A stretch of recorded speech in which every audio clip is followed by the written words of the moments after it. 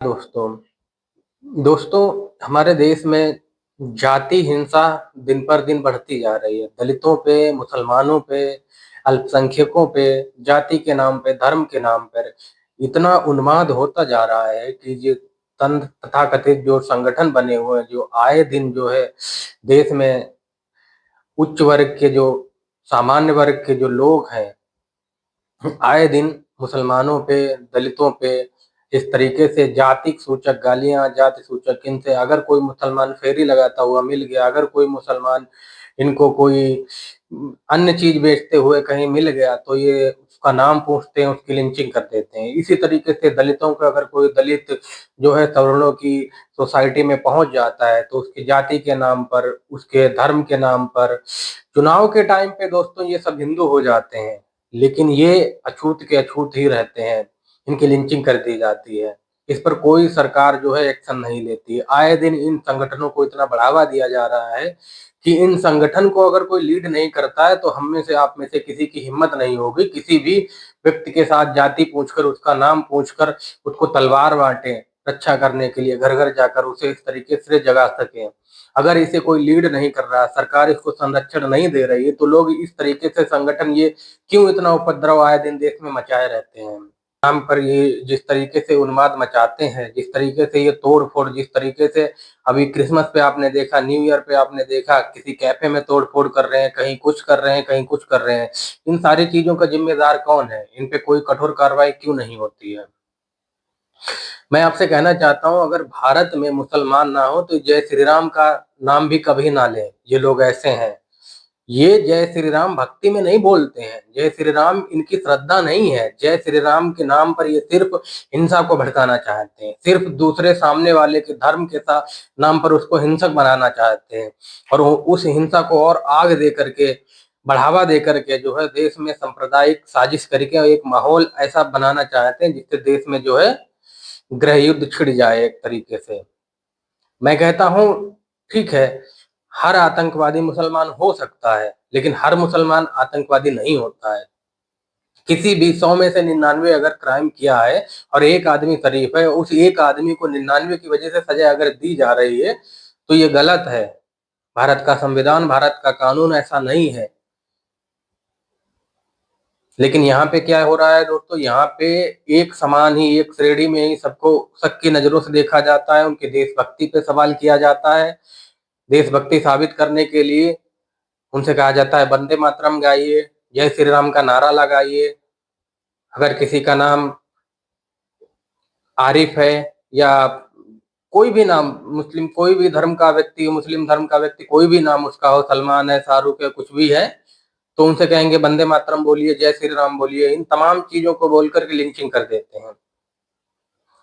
और मैं उन धार्मिक लोगों से भी या धार्मिक आकाओं से भी सबसे ये कहना चाहता हूँ, जिस तरीके से ये सारे अपनी राजनैतिक रोटियाँ सेकते हैं और देश में, समाज में एक इतना गंदा माहौल इन्होंने कर दिया है कि हर युवा के अंदर, हर छोटे-छोटे बच्चे के अंदर, सोशल मीडिया के ज़माने में इन्होंने इतनी नफ़रत विरोधी है कि अनुसूचित जाति का जो निचले जाति का है, इनके करंट जैसा दौड़ने लगता है दोस्तों।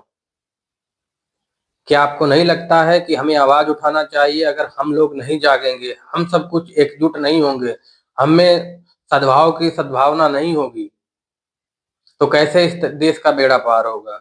ये हमारा जो फ्यूचर है किस मोड़ में जा रहा है? इतनी नफ़रत एक-दूसरे के अंदर पिरो दी गई है कि हमें हिंदू होने के लिए, सनातनी होने के मतलब ये बना दिया गया है कि हमें मुसलमानों से नफ़रत करनी है। इस तरीके से माहौल क्रिएट किया गया है। चुनाव के टाइम पे ये सारे हिंदू हो जाते हैं, उसके बाद दलितों पे अत्याचार होता रहता है। जिस समाज में पुलिस को बिठाया गया है सामाजिक भाईचारा बनाने के लिए, कानून व्यवस्था बनाने के लिए, गरीब मज़दूरों की रक्षा करने के लिए, वही गरीब मज़दूर जब पुलिस थाने में जाता है, तो पुलिस भी उल्टा उसे मारती है बंद करके, उसको टॉर्चर करती है, बयान बदलने को कहती है। आए दिन लड़कियाँ हों, महिलाएँ हों, बुजुर्ग हों, पुलिस किसी को नहीं देखती है। ये इंसान के रूप में एक तरीके से शैतान बनते जा रहे हैं सब के सब। और दोस्तों आपने देखा होगा कि जब भी कोई अ, छात्र हो या कोई प्रोटेस्ट कर रहे हो या कुछ भी हो, ये इस तरीके से हुक्म बजाते हैं इस तरीके से ये सरकारी नौकरी करते हैं कि इन्होंने अपने ईमान को, अपने शिक्षा को एक दांव पे रख देते हैं, किसी को नहीं देखते हैं। बच्चा है, बूढ़ा है, महिला है, लेडीज है, लड़की है, बुजुर्ग है, क्या है, इनको कोई मतलब नहीं है। ये इस तरीके से लाठी डंडों से लेकर के उस पे टूटते हैं जैसे वह आतंकवादी हो। इस तरीके का बिहेव करते हैं उनके साथ, जबरदस्ती टॉर्चर करते हैं। वहीं कहीं अगर नेता हो, मौजूदा सत्ता का कोई नेता हो या अन्य कोई हो, तो उसकी उस तरीके से खिदमत करते हैं कि जैसे बंधुआ मजदूर हैं ये उसके। इनका अत्याचार सिर्फ गरीबों पे होता है, छात्रों पे होता है जो शांतिपूर्वक धरना देते हैं, और किसी पे नहीं होता है। आए दिन ये जाति सूचक गालियां बकते रहते हैं। मैं पूछना चाहता हूं कि भारत का कौन सा कानून है जो पुलिस वालों को ये आजादी देता है कि ये जो है प्रार्थनाकारी विनती लेकर आए हुए किसी गरीब या मजदूर, मजलूम छात्र की मदद या महिला की मदद करने के सिवा ये जात सूचक गालियां भी देते हैं, मारते हैं, बंद करके मारते हैं, थर्ड डिग्री का प्रयोग करते हैं। कौन सा कानून इनको ये आजादी देता है? दोस्तों, जब हम एकत्र होंगे, जब हम एकजुट होंगे, जब हमारी ताकत बनेगी, गरीबों की ताकत उठाने वाले बहुत ही कम नेता हैं, उनको आप पहचानिए कौन अपना है कौन नहीं है। हिंदू, मुस्लिम, अल्पसंख्यक, ओबीसी सबको एकजुट होगी और सवाल खड़े करिए। देखिए, मृत्यु तो सबको एक दिन किसी ना किसी दिन होगा। हमारे हिस्से में जो बनता है वो करिए, बोलिए, आवाज खड़े करिए। नहीं बोल सकते हैं तो लोगों का साथ दीजिए, लिखिए, चलिए, जागरूक कीजिए लोगों को।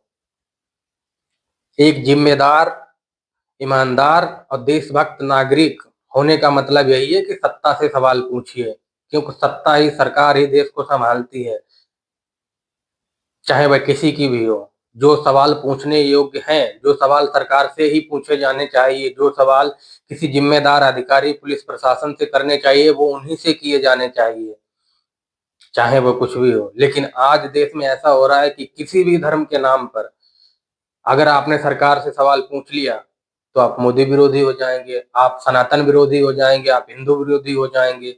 मगर ऐसा नहीं है। सरकार चाहे किसी की भी हो, किसी की भी रही हो, सबसे सवाल किए जाने चाहिए, क्योंकि देश देश के लोगों से बनता है। इसके साथ ही मैं आप सबसे यही दरख्वास्त करूंगा कि जागिए, देखिए, सच्चाई वह है कि जमीन पे जो दिखती है, जो मीडिया दिखाती नहीं है, जो गोदी एंकर दिखाते नहीं है नोएडा में बैठ करके। एक आईटी सेल मजबूत किया गया है, ऐसा प्रोपेगेंडा फैलाता है जो आपके दिमाग में इस तरीके से घुसेड़ा गया है कि आप समझ ही नहीं पाएंगे कि देश में क्या चल रहा है। आपको देखने के लिए जमीन पे आना पड़ेगा। दलित का दर्द दलित ही बनकर समझा जा सकता है, स्त्री का दर्द, स्त्री का संघर्ष स्त्री बनकर ही समझा जा सकता है।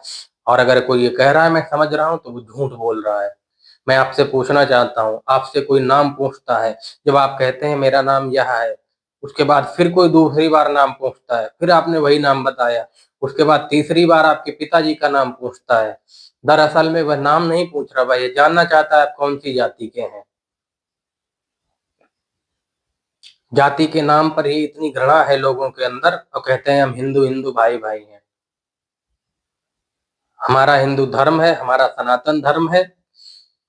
आप किसी भी धर्म के हो सकते हैं, अगर आप सिर्फ अपने धर्म को मानते हैं, बाकी दूसरे धर्मों को जो है अपमान करते हैं, आपकी श्रद्धा है, किसी को भी मानिए। भारत का संविधान भी हमें ये आजादी देता है, हम किसी भी धर्म को मानेंगे, किसी भी देवी या देवताओं की जिसमें भी आपकी श्रद्धा है आप करिए, उसको कोई रोकने वाला नहीं है। लेकिन अगर आप अपने धर्म को मानने की, पूजा को लेकर, श्रद्धा को लेकर किसी दूसरे धर्म का अपमान करते हैं, तो आप भी एक तरह के नास्तिक हैं, क्योंकि आप अपने धर्म को मान रहे हैं, दूसरे को नकार रहे हैं।